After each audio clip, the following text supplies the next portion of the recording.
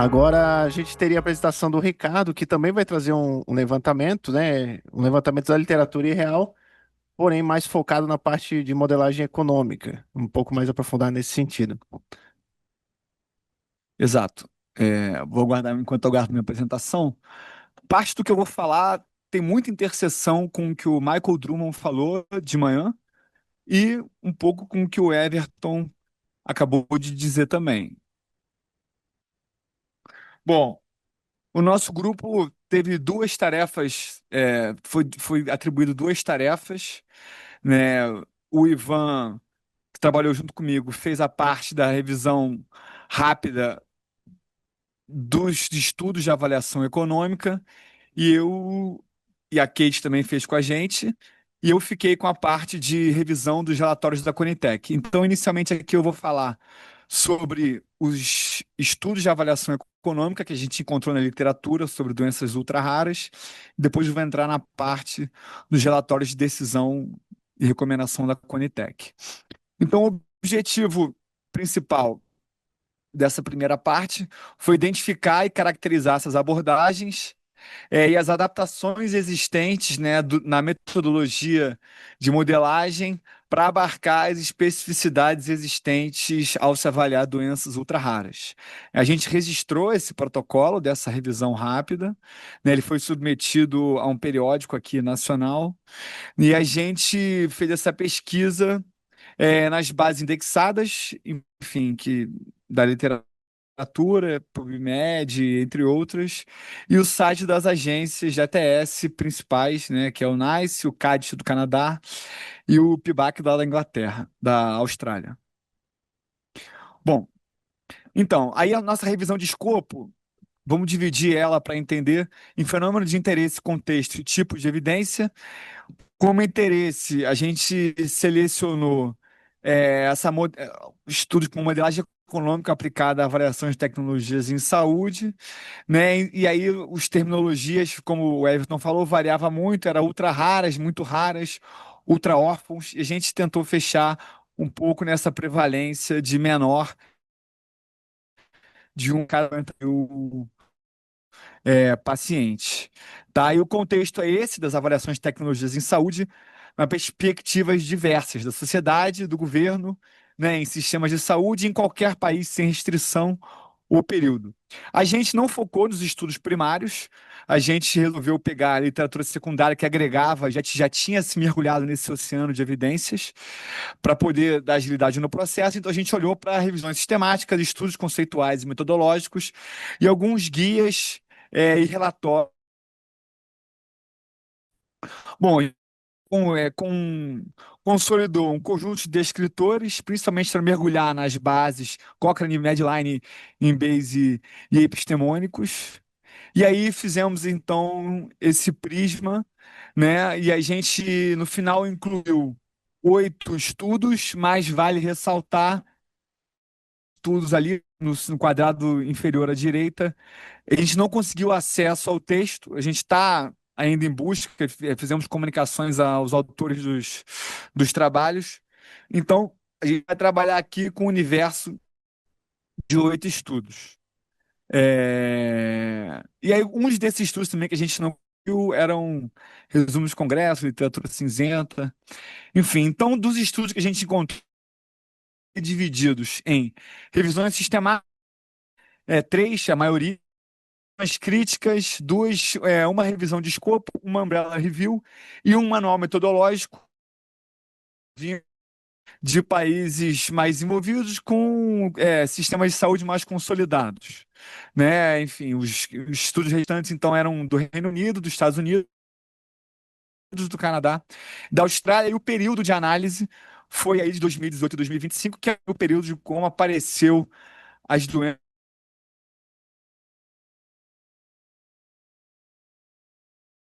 variadas é, raras com ultra raras. Eles misturavam isso, né? Misturavam as duas classificações de doenças, dependendo de como aquele autor ou aquele país classificava. A maioria dos estudos foram mais estritos, né? Trabalharam só com ultra raras, dois deles e um chamou de ultra-órfãos. Enfim, nos estudos que apareciam raras e ultra-raras, a gente excluiu as análises só de raras, né, quando era possível fazer essa separação, e com os aspectos dos modelos de doenças ultra-raras. Bom, então a gente tentou responder várias perguntas e tentou identificar principalmente os desafios e as particularidades existentes na abordagem metodológica da modelagem dessas doenças. Né? Então, eu dividi aqui em três domínios, né? O primeiro deles é a escassez de dados clínicos. Muitas vezes a história natural da doença era pouco conhecida. O diagnóstico tardio muitas vezes fazia com que o modelo trabalhava com uma população que talvez não era totalmente adequada ali àquela tecnologia, porque, enfim, já o diagnóstico era tardio. Né? Os ensaios eram muitas vezes com uma população pequena, o que vai resultar em intervalos de confiança grandes, né? E resultados imprecisos. Muitas vezes, ou sempre, né? Os ensaios clínicos, eles eram de curta duração e uma grande maioria das vezes também era de braço único.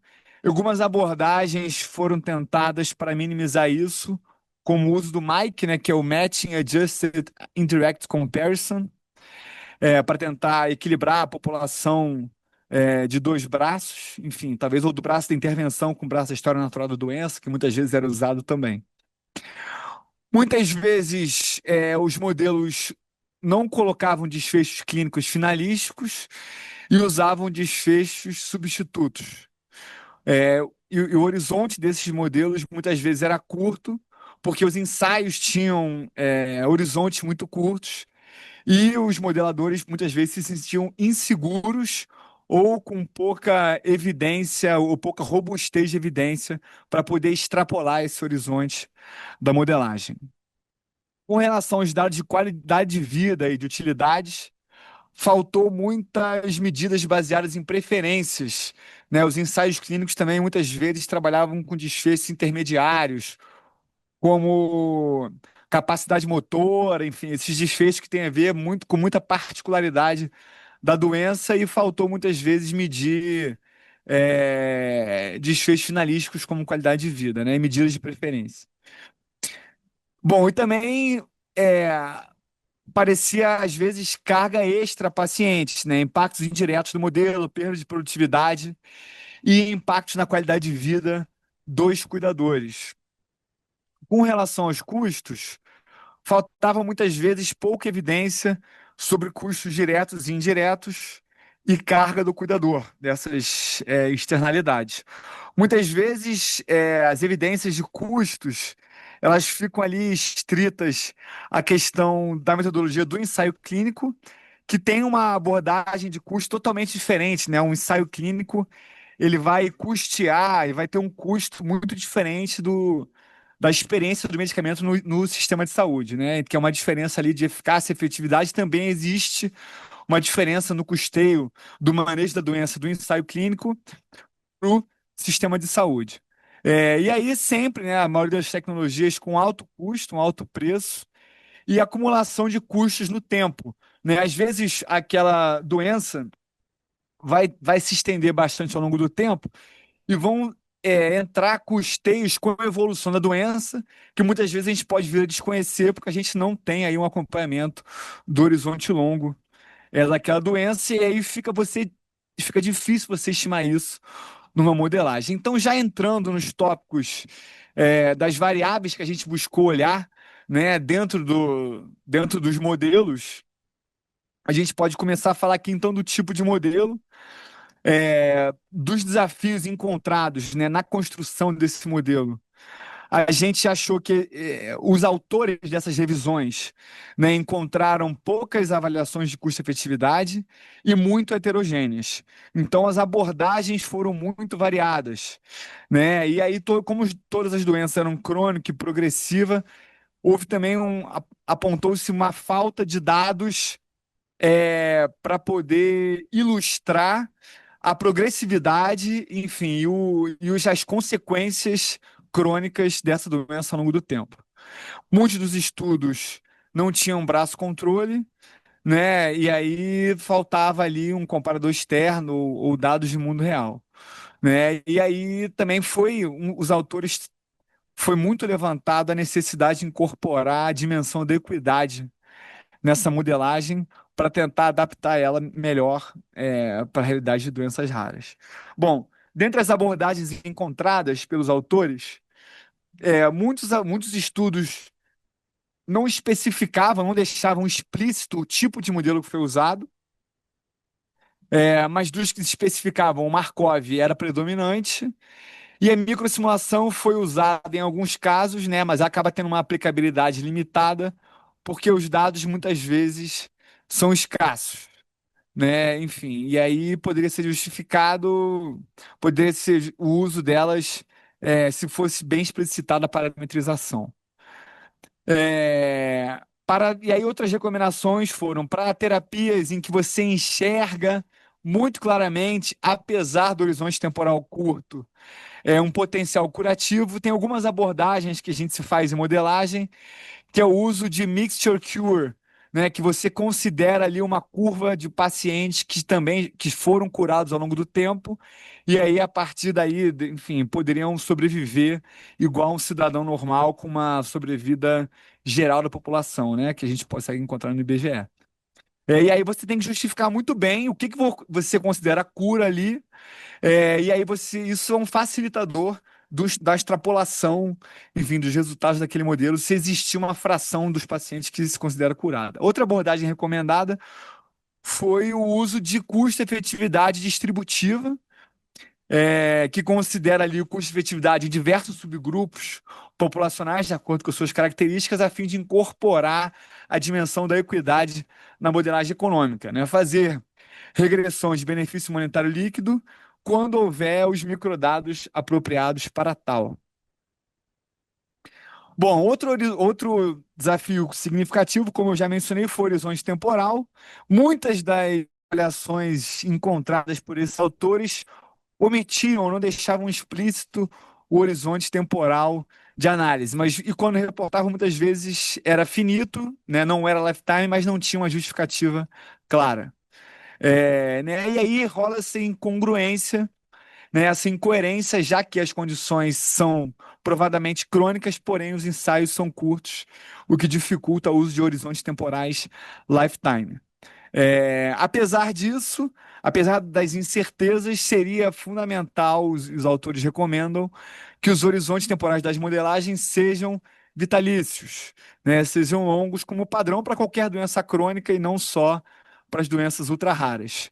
E aí, quando você não tiver evidência suficiente, como quase sempre acontece, construção de cenários para você conseguir avaliar bem o impacto do horizonte temporal nos resultados do modelo. Né? Aí, se você vê que, por exemplo, o aumento do horizonte temporal não impacta tanto, você consegue assumir melhor que um modelo de horizonte temporal curto teria resultados similares a um horizonte temporal longo que você não consegue ter mais dificuldade de enxergar, dada a escassez de dados. Dentre os métodos de extrapolação possíveis para tentar solucionar o horizonte temporal curto, a gente encontra esses desafios, né, já que os benefícios são de longo prazo, e aí a gente também não tem o segmento, né, dos ensaios clínicos, temos uma sobrevida de longo prazo desconhecida, e a plausibilidade de cura, como eu falei anteriormente, é difícil fazer sem esses dados longos. Então a gente pode extrapolar o curto para o longo prazo como padrão, tentando buscar apoio nas evidências de mundo real para um horizonte além do ensaio clínico randomizado. E, quando possível, relatar essa comparação e ajuste desses critérios, assim, um ajuste estatístico, né, com a plausibilidade clínica do conhecimento da história natural da doença, né? Como você vai, às vezes, extrapolar curvas de sobrevida na modelagem, você tem que conseguir, pelo menos, justificar, baseado no conhecimento clínico sobre a história natural daquela doença. Bom, as fontes dos dados de utilidade, A gente encontrou também os autores encontraram diversas fontes, né? Muitos usaram instrumentos genéricos, só que os instrumentos genéricos têm um desafio aí que ele tem uma sensibilidade limitada, muitas vezes, para esse tipo de doença. Então, muitas doenças ultra raras é muito heterogêneo todo esse conjunto, as consequências em saúde são bastante heterogêneas. Então, a gente tem algumas dessas doenças uma sensibilidade limitada, ou seja, os questionários de preferência genéricos, como o AQ5D, muitas vezes não conseguem captar diversas sintomatologias e sofrimentos que esses pacientes possam vir a ter, né? E além disso, dimensões que extrapolam a área da saúde também não são captadas, né? Dimensões relacionadas a cuidadores e à sociedade em geral que podem estar envolvidos no cuidado desse paciente. A transparência da fonte é limitada. Muitos estudos não referenciaram bem de onde tiraram esses dados de utilidade, e muitos estudos também, muitos modelos, não fizeram diferenciação de utilidade entre as tecnologias, ou seja, eles deram valores de utilidade apenas para os estados em saúde, porém, diferentes tecnologias ou diferentes abordagens terapêuticas, só por serem diferentes abordagens terapêuticas, já pode existir diferentes valores de utilidade, né, relacionados ao uso de tecnologia e não só à evolução da doença. E muitos estudos não fizeram isso, né? Então, abordagens que foram propostas pelos autores e encontradas também em alguns estudos foi a priorização de medidas baseadas em preferência, né, documentando bem o tamanho da amostra. O uso do EQ5D, que é o padrão utilizado no NICE, é a visão dos pacientes, as crianças, por exemplo, também temos uma dificuldade de aplicar questionários e captar desfecho em saúde com essas crianças. E, claro, justificar muito bem esse uso desses instrumentos alternativos, especificando muito bem o motivo e a dimensão em saúde que você quer substituir ali o EQ5D. Desenvolver, então, e descrever cenários de validação clínica, né? Então, quem valoraria isso? Se é o público em geral, os pacientes, os clínicos. Muitas vezes, esses resultados dessas utilidades são extraídos não de questionários aplicados diretamente aos pacientes, muitas vezes são painéis de especialistas e até aos médicos também, são usados para poder se reunirem e extraírem esses valores. Bom, ele sugere incluir desutilidade de cuidadores em algum cenário, já que muitas dessas doenças têm um impacto significativo, e medir o EQ5D, enfim, o Health Utility Index, ou Discrete Choice Experiment específico num cenário, né? E aí justificar se você tiver que incluir isso no caso base e não no cenário. Enfim, discutir também, fazer uma discussão no resultado do valor ampliado, né? Valor para além do paciente em si, mas com questão da esperança de vida, da equidade em saúde, enfim, todas as externalidades que envolvem tratar aquela doença. Às vezes é uma decisão que vai muito além da tecnicalidade ali da ATS, né? Da tecnologia mais paciente, e aí extrapola isso para o sistema de saúde. Às vezes é uma decisão política que envolve várias outras coisas. E ele sugere fazer essa discussão. Bom, os desafios relacionados às estimativas de efetividade, não vou me repetir muito aqui, né, mas as amostras são pequenas, o ensaio de curta duração e a ausência do comparador traz alta incerteza sobre o efeito clínico. Né? Com frequência foram encontrados desfechos substitutos que muitas vezes não eram validados. Essas populações muitas vezes tinham heterogeneidade, os pacientes tinham condições de saúde dentro daquela doença muito variados, né? Tempo de diagnóstico, muitas vezes outras doenças de base, enfim. E os dados de utilidade e de cuidadores muitas vezes também eram escassos e conseguidos de maneiras heterogêneas.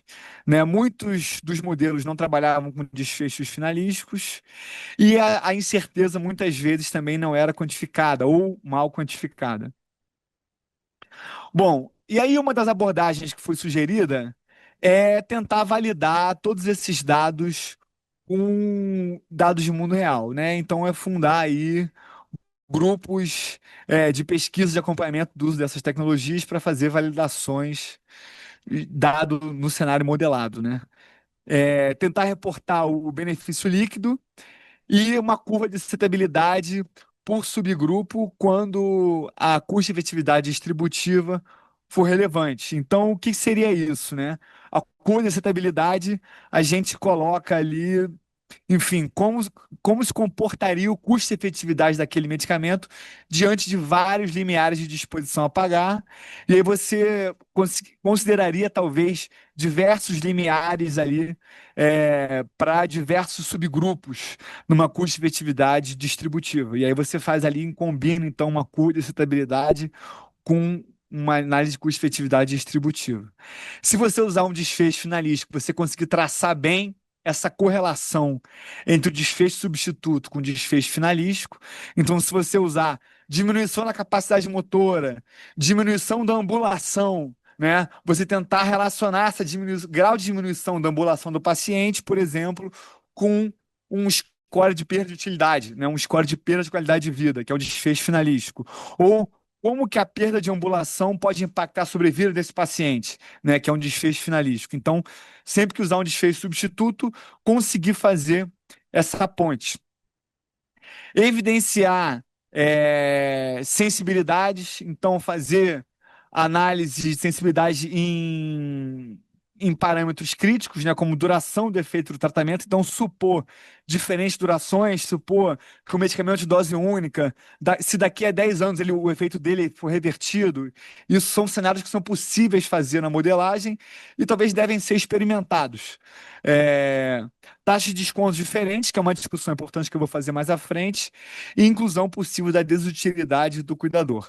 O emprego, então, de comparações indiretas, que é o Matching Adjusted Indirect Comparisons, quando os dados estão disponíveis a nível individual, e você pode, então, construir no modelo ali características, né, buscar características dos pacientes no ensaio clínico e buscar essas mesmas características no comparador ali para tentar fazer isso, né? Um exemplo disso que passou na Conitec foi o Zolgensma, quando comparou os efeitos dele com o Nusinersen, foi feito um Matching Adjusted Indirect Comparison. Ele não conseguiu fazer com o Risdiplam, que estava sendo avaliado também, mas com o Nusinersen isso foi feito, né?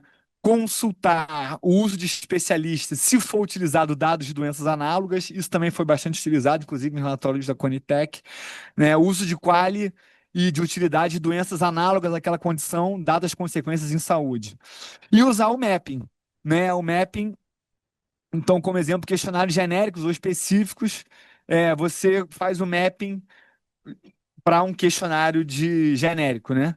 Ali do EQ5D. Já tem instrumentos validados de mapping aqui no Brasil, EQ5D3L, se não me engano. E aí você reporta esse algoritmo, né? E você supõe mapeia erros de mapeamento, etc. E reporta tudo isso.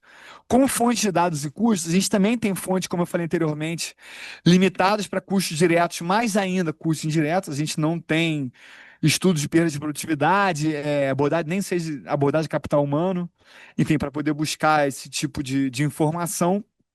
A gente vai ter sempre, a gente observou, altos custos de aquisição desse medicamento e custos que muitas vezes se acumulam ao longo do tempo, né? A gente consegue, vem surgindo aí doenças cujo tratamento é uma dose única, mas a maioria das vezes esses custos vão se acumulando ao longo do tempo, aí você talvez possa ter inflação, oscilação cambial, enfim, tudo isso vai impactar e você não tem como prever lá na frente. E aí também você, como o horizonte é curto, também não conhece bem os custos adicionais se a doença for mal controlada. No caso de falta de especialistas adequados, de centro de saúde de referência, né, e a doença for mal controlada, que tipo de custo o uso daquela tecnologia pode implicar? Esse também existe uma ausência de informação. Bom, então a gente vai fazer abordagem, pesquisas com pacientes, né, cuidadores, dados de atividade hospitalar indicados por especialistas, o acesso gerenciado, né, que a gente chama aqui de compartilhamento de risco poderiam ser soluções para solucionar esses desafios no âmbito dos custos. Taxa de desconto é uma discussão grande se a gente vai fazer para custo e benefício só para os dois, e se vai usar o mesmo valor de 5%. Muitos estudos tinham horizonte só de um ano ou com horizontes limitados e não usavam taxa de desconto, né? Normalmente, o caso base, a gente usa a normativa local, mas no cenário, talvez, de buscar a equidade, a gente pode tentar buscar cenários de redução da taxa de desconto até usar taxa zero. Com relação a limiares de custo de efetividade, vários estudos relataram heterogeneidade, essa heterogeneidade vem de países, né? O Everton já abordou esse tema aqui, de diferentes limiares de custo de efetividade em diferentes países, não vou me aprofundar muito. Com relação ao uso de análise de sensibilidade, muitos estudos não relatavam muito bem nem a sensibilidade determinística, nem a probabilística, e muitos modelos tinham uma alta incerteza estrutural. Ou seja, muitas vezes as consequências em saúde daquela doença não eram bem retratadas na organização dos estados de transição do modelo, além de existir uma série de heterogeneidades entre os subgrupos das populações, né, avaliadas.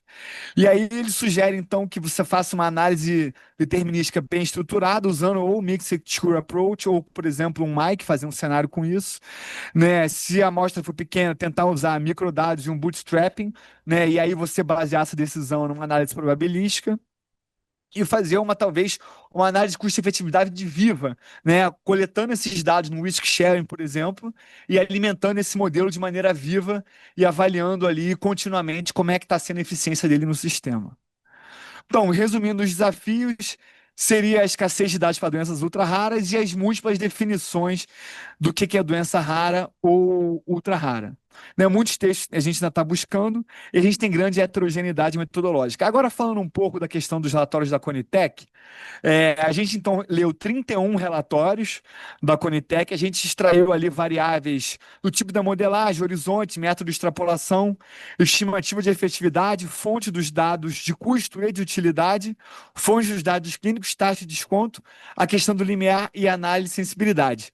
Dentro da distribuição das doenças, 22% era mucopolissacaridose, 16% doença de Fabry e 12% NPH. Então, a maioria das doenças eram tecnologias para essas três doenças, e o resto eram distribuídas entre as outras doenças, que muitas delas ali, as últimas, foram demandadas uma tecnologia só, o que significa que elas ainda teriam aí o monopólio no Brasil.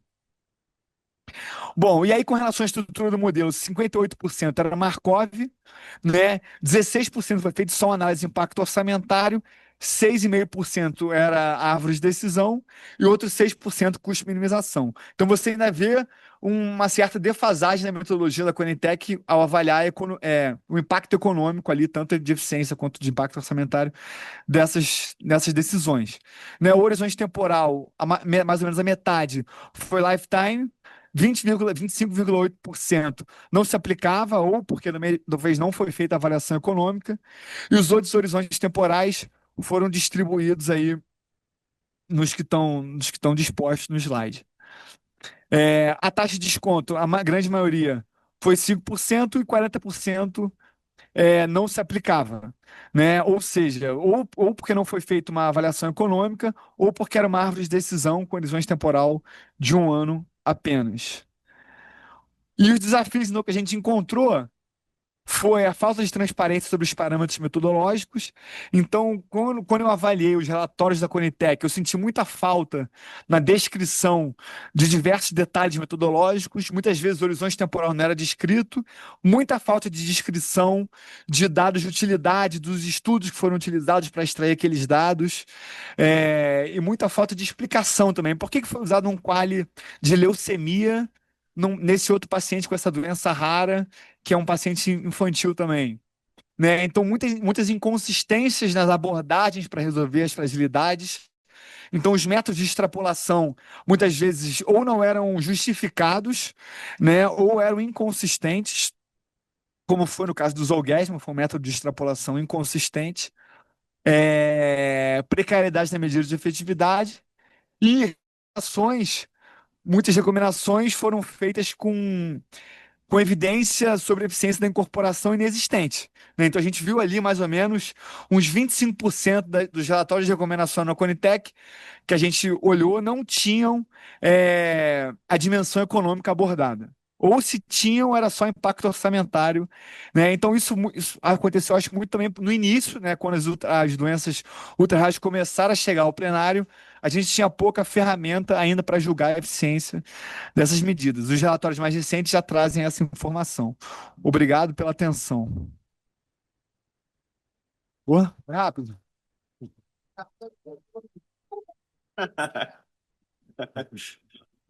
Bom, obrigado. As duas palestras, duas apresentações foram ótimas aí para a gente seguir com a discussão. Eu já vou para as perguntas aqui, mas eu vou aproveitar a fala do Ricardo, que já tomou água, né? Acho que Agora, pode voltei, responder. voltei.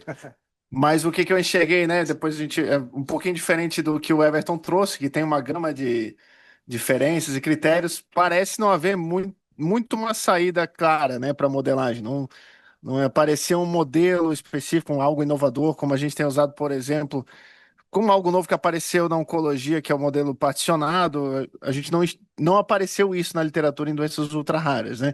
Queria ver se essa é a tua conclusão também.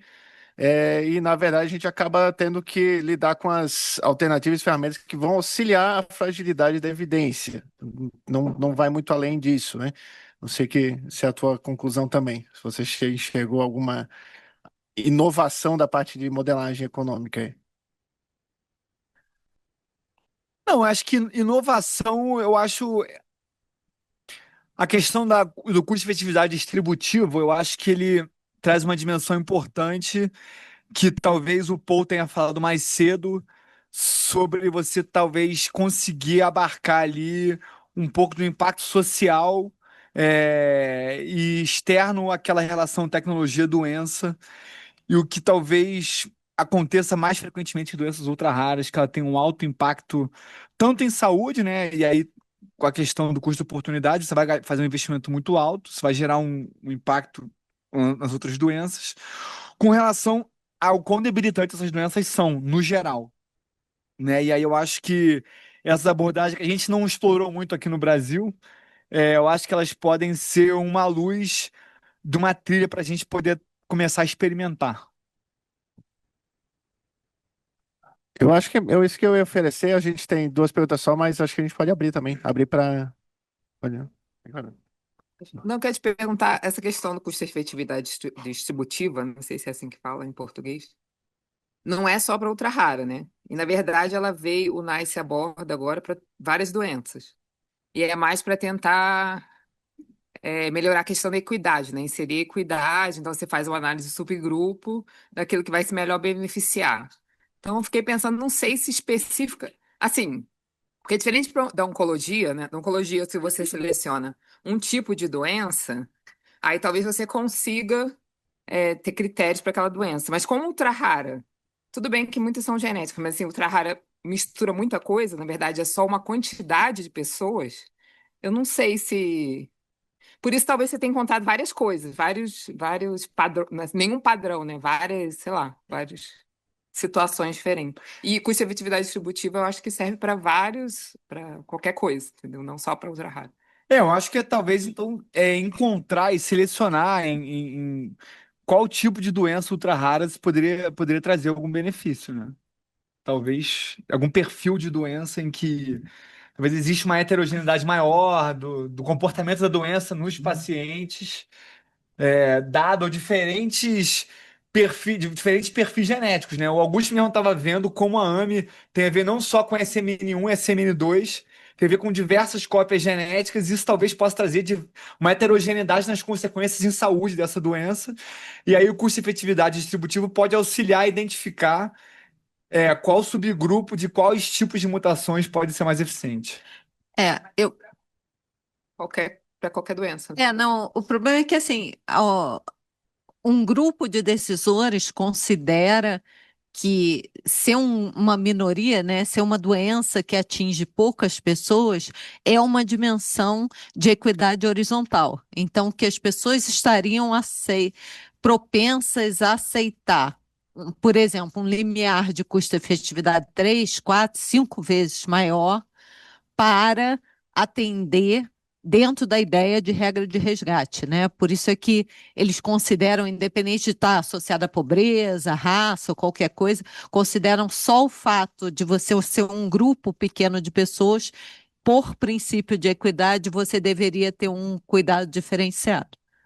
Não, Mas sim, isso a gente vai discutir nos grupos. nem sim, mas é porque o custo-efetividade distributiva, do pouco que eu conheço, é dentro daquilo ali você buscar subgrupos. Então, todo mundo já é raro ali. É dentro daquilo que você fez um subgrupo que vai ter melhor resultado. Não é. Eu estou falando do método, entendeu? Não, Não tô assim, esquecendo do método, não é isso. Estou falando que pelo método não, serve para qualquer doença. sim, mas você aceitaria, a ideia principal é, você aceita pagar mais para um determinado grupo de pacientes, que podem ser os 10 pacientes que têm aquela doença ultra rara, tá? Não precisa necessariamente ser um subgrupo dentro da doença ultra rara, Isso, tá? então, independente de ser custo-efetividade distributiva. Aham. Que você botaria no bolo da rara, né? Você tá falando, né?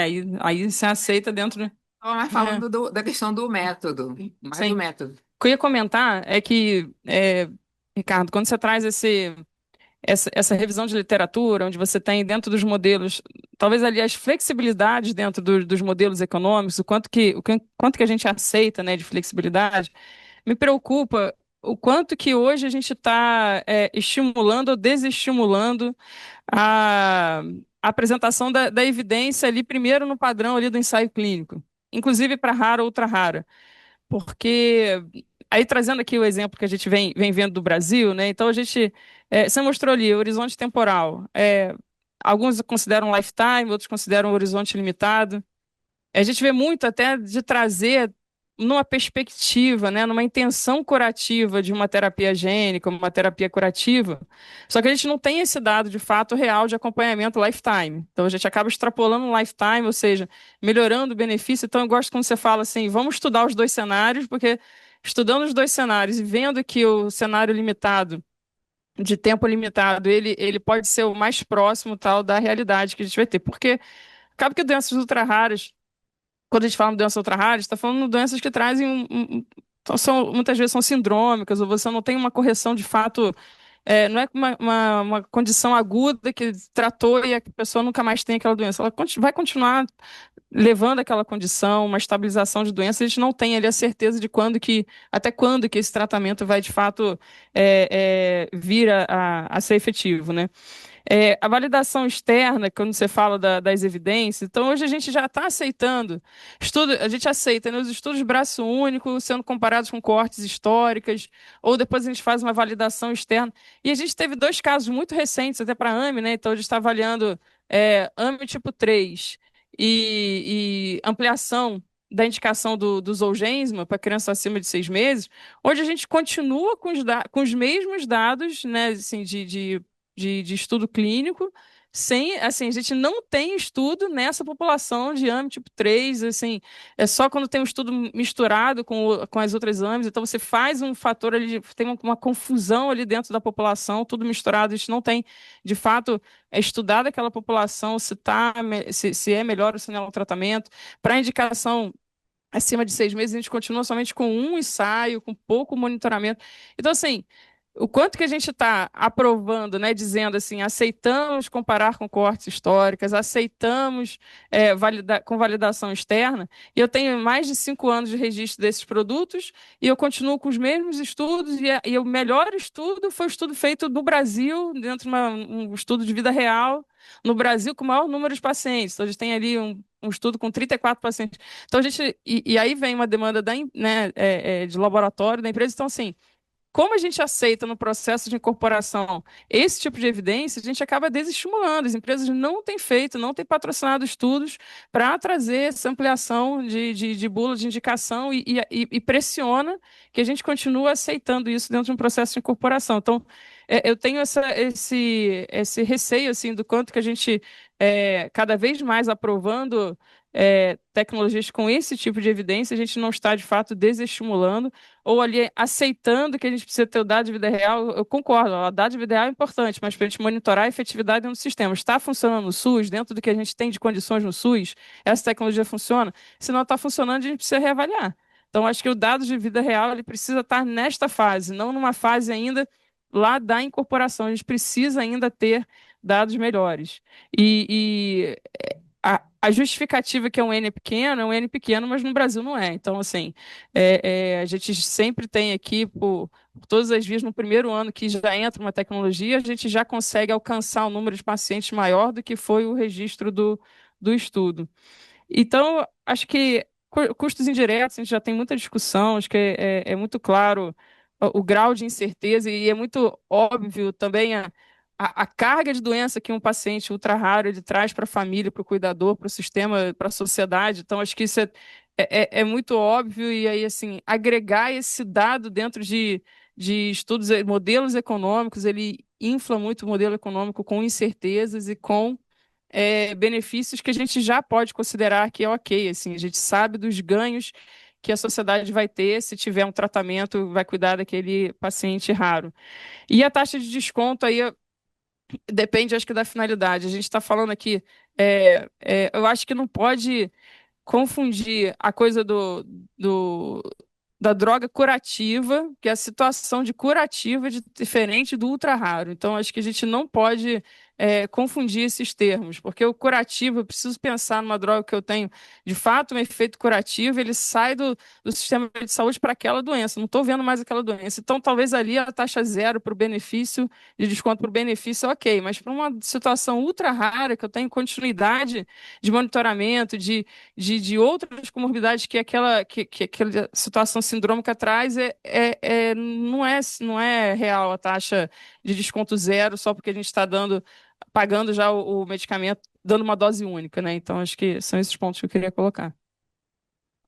Só poderia fazer eu acho que a Luciane levantou um ponto super importante, porque toda a evolução que a gente tem metodológica é para dar exceção ou abrir flexibilidade para as doenças raras ou ultra raras, né? E sabe por que que eu acho que acontece isso e que não surgiu na nossa overview dos pontos de flexibilização? É de você ter arranjos de divisão de incerteza entre o tomador de decisão e a indústria farmacêutica, que são os acordos de compartilhamento de risco, porque toda a incerteza ela recai sobre o que está aceitando. Sim. Então, você não vai produzir mais evidências porque você já conseguiu ter aprovação e a incerteza ficou toda lá com o tomador de decisão que paga por aquilo. Se você tivesse os acordos de compartilhamento de risco, você vai ter que continuar a produção das evidências. E isso foi uma das coisas que eu senti falta na nossa overview das flexibilizações, que na forma de implementação você não tem flexibilização a favor do tomador de decisão. Sempre é a prejuízo do tomador de decisão, né? Então, isso acho que me remete uma. A gente não fez essa avaliação ainda de conflito de interesse ou de patrocinador desses estudos, mas sempre vai por uma parte, né? Mas eu acho que a partir do momento que a gente começar a compartilhar o risco, isso vai mudar, porque você vai dar o incentivo para quem está produzindo as evidências a provar aquilo, senão ele vai ser penalizado, né? Se a incerteza permanecer, né?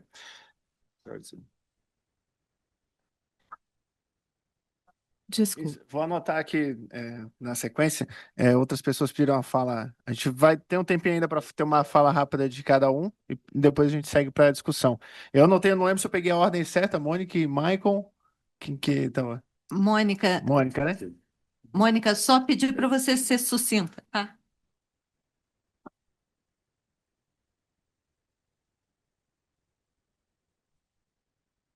Eu acho que uma parte das coisas a Luciane abordou, e eu acho que a fala do Everton foi muito importante. Eu só queria chamar a atenção para uma coisa. A gente tem que ter em mente que é diferente, algumas coisas que nós estamos falando são diferentes quando a gente olha ultra rara e rara. AMI é rara, AMI não é ultra rara. E AMI tem, por exemplo, várias submanifestações. Às vezes, quando eu estou com uma ultra rara, é literalmente impossível a gente fazer determinadas análises, porque eu vou encontrar dois no Brasil, um na África do Sul. Então, só para a gente se dar conta que algumas dessas coisas vão ser simplesmente mais complexas, porque a maior parte dos resultados, inclusive, que foram apresentados ali por ambos, né, foram em raras e não em ultra-raras, tá? E chamando a atenção de novo que as curativas das raras genéticas, que são um pouco diferentes das raras oncológicas, também são muito diversas e muito mais novas. Então, a gente tem que ter esse cabedal de incerteza aumenta muito. Então, mais para chamar atenção para essas coisas. Obrigada. Perfeito. Michael, Acho que obrigado. um comentário em relação à DCEA, da distributiva, em linha também com o que a Vânia comentou, acho que acaba sendo muito mais para subgrupos de população e tem uma questão que em raras, provavelmente o teu ganho desses modelos tende a ser pequeno, é como se tu mudasse teu limiar de 40 para 50, alguma coisa assim. Então, um exemplo mais clássico, eu tenho a população negra no Brasil que teria uma utilidade menor, sei lá, 0,75 e não 0,82, e essa tecnologia ela ajudaria mais a população negra proporcionalmente, então eu estaria aproximando essa utilidade da utilidade geral. Então, o impacto no final acaba sendo bem tênue, então não é algo como 6, 7 vezes, como a gente viu com o NICE. Então, apesar de ser uma colocação, tecnicamente não resolve a flexibilização no nível que talvez essas drogas vêm tendo. O segundo problema aí, pegando o gancho da Mônica e da Luciene, é o que é a prevalência. Nem antes qual é a prevalência de ultra-rara, mas, câncer de mama é raro. Tá, mas o câncer de mama triplo negativo. O câncer de mama triplo negativo que foi para a terceira linha. Daí vai dizendo, não, mas se tu pegar a prevalência de pessoas com câncer de mama triplo negativo que vai para a terceira linha é ultra raro. E aí entra essa questão de definir. Então, aí, uma questão para o Everton. Como é que se lida com essas. Como é que se existe algum guidance nessas frameworks que identificou? Como é que se lida com esse fatiamento e até que ponto esse fatiamento ele é adequado ou não é, né? Sou Luciana Vieira, sou assessora técnica aqui no CONAS e represento junto com a Éber o CONAS na Conitec. Queria trazer só 3 reflexões rápidas, né? Primeiro, esse gap entre a incorporação e a disponibilização efetiva à população. E isso se dá quase sempre por insuficiência orçamentária. Então, essa discussão de impacto orçamentário ela é essencial para o sistema. A gente tem medicamento oncológico que a gente está discutindo agora, que foi incorporado em 2011 e não está, de fato, disponibilizado à população. Então, a gente precisa, desde o começo do processo, olhar para isso, ou a gente vai estar, né, fazendo de conta que a gente está fazendo incorporação, mas de fato não chega na ponta. A outra questão é o compartilhamento de risco, né? De fato, a gente precisa evoluir muito nisso para corresponsabilizar. Agora, para isso, a gente precisa de sistemas de informação. E os nossos são muito frágeis ainda com os Zolgens, mas a gente está numa crise imensa, né? Porque a gente está quase fazendo monitoramento no papel de pão, eu digo, né? Porque a gente não tem sistema próprio, então como é que você avalia, né? E isso para medicamento que é lindo, para produto e procedimento senta e chora, porque a gente não sabe nem o que foi incorporado, o que chegou, não vai para CIT, não é discutida a responsabilidade de financiamento, então tem bastante que evoluir nesse processo, e eu acho que a academia pode trazer insights para a gente para evoluir melhor nisso. E a última coisa que eu queria trazer só para a gente refletir junto é a equidade, né? E aí conversa com o que Michael trouxe, assim, o que que é uma doença ultra rara, né? Num sistema que é subfinanciado, toda vez que eu financio, né, alguma coisa muito cara para um grupo muito pequeno de pessoas, eu deixo de financiar tratamento de diabetes, hipertensão, eu deixo de apoiar parto de alto risco, né? Então, acho que a gente olha ainda muito fatiado quando a gente faz as análises, né? A gente olha para aquele grupo que talvez de fato não tenha outra alternativa terapêutica, mas a gente esquece de olhar para o sistema como um todo. E não dá de tomar decisão num sistema que se propõe a ser universal, gratuito, né, integral, se a gente não olhar para o sistema como um todo. É, corroborando aqui com os comentários, né, perguntas que a gente recebeu, elas basicamente tratavam desse questionamento da flexibilidade, que acho que o Everton tratou muito bem, né, de a gente também de certa forma, não fomentar a produção de dados a partir do momento que a gente assume essa incerteza. E outro ponto que havia sido questionado era sobre o que faltou. Acho que você trouxe um pouco disso, né? Que o que faltou, que você não encontrou na revisão de escopo. Aí a gente amplia também para o Ricardo, né? Se tanto na revisão quanto na busca, se teve algum elemento ali que você não se sentiu satisfeito aí com a falta dessa informação. Não sei se. E depois de responder essas perguntas, a gente já vai montar os grupos, tá? E aí eu estou pedindo só para as pessoas procurarem se separar, né? Não ficarem, por exemplo, o pessoal do Degit, todo mundo junto. Então, vamos aproveitar a oportunidade para conhecer e para ver a opinião de pessoas diferentes, tá? E a gente aqui no cantinho vai fazer um grupo para as pessoas que ficam confortáveis de falar inglês, tá? Então vai ser o grupo do Ivan que vai estar aqui nesse cantinho.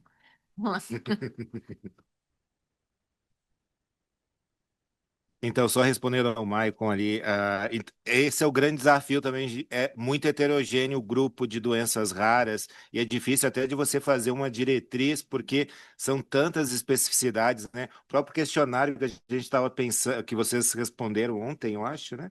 Ou vai ser hoje, ou vai ser hoje ainda, foi uma dificuldade, porque tem tantas questões que especificidade de cada doença que às vezes é difícil fazer o questionário, lá pensar no questionário, né? Eu acho que já falei a questão, né, da implementação dos acordos de compartilhamento de risco, acho que essa não apareceu lá do que a gente viu, e também tinha uma literatura em estudos primários sobre flexibilização do quali, né? De você dar peso diferentes para a população rara. E esses métodos não apareceram ali de forma tão explícita nas revisões sistemáticas, né? Talvez, se a gente queira ter essa noção mais específica, tem que ir para os estudos primários, né? A overview só dá essa visão geral, mas existe uma literatura que vai nessa direção, né? Não sei se ficou mais alguma questão. Acho que tem uma questão. Não foi? Foi. Basicamente, não se aceita o fatiamento, né? Então, quando você cria subgrupos dentro de uma mesma doença, não é aceito, por exemplo, que um câncer de mama seja considerado ultra raro. Então, a gente vê a prevalência da doença como um todo.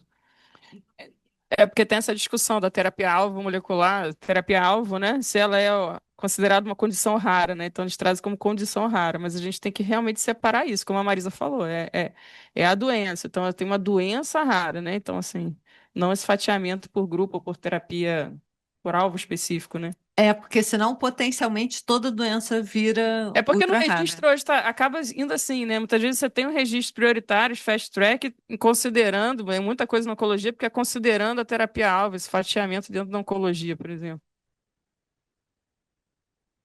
Eu acho que corrobora muito com o que o Scuffer e Drummond trouxeram de manhã sobre a questão de definição clara de quem entra nesses critérios e de que há uma pressão grande. Com certeza a gente vai ter essa mesma pressão aqui, a partir do momento que a gente define o que que é ultra raro, o que que é esse escopo e o que que a gente vai definir. Então acho que é muito importante ter isso claro, né? O que que é, o que que não é. Caso contrário, a transparência vai por água abaixo. Andressa, por favor.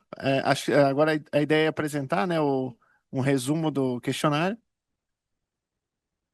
Quer ficar aqui? Não, não, já finalizou. Marisa, quer ficar aqui? A Cora quer falar. Fala aí, cara. Pode falar, Clara. Pode falar, né? Vai lá, cara.